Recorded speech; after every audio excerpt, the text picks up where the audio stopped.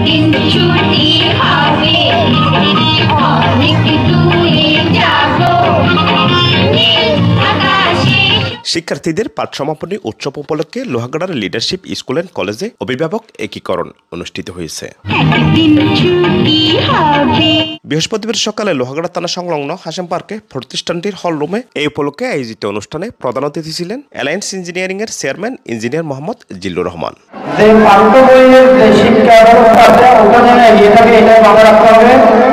পাশাপাশি আমাদের নৈতিক ধর্মীয় শিক্ষাগুলো যেন আমরা পিছিয়ে না পড়ে এটাও বেশি মাথায় রাখতে হবে।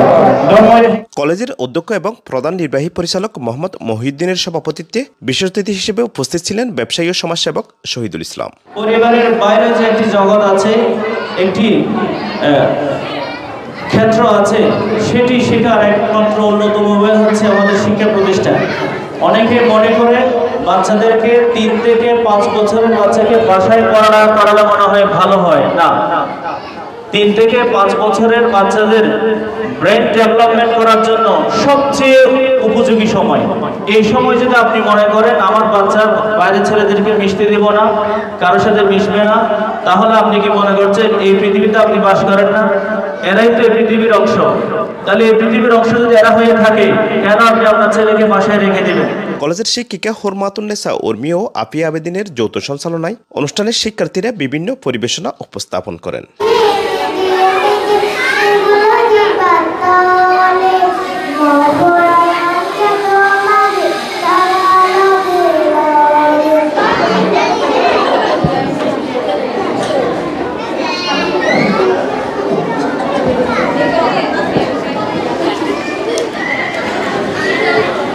অনুষ্ঠানে শিক্ষক, শিক্ষার্থী, অভিভাবক, গণ্যমান্য ব্যক্তিবর্গ উপস্থিত ছিলেন।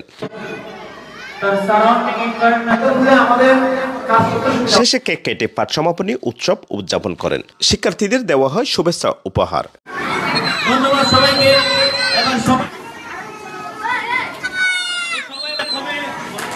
একটু জোরে করো দিদি, নাও না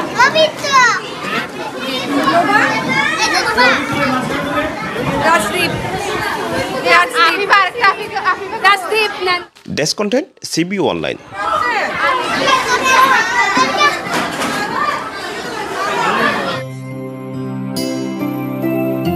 সিবিউ অনলাইন, দৃশ্যমান চট্টলার প্রতিচ্ছবি।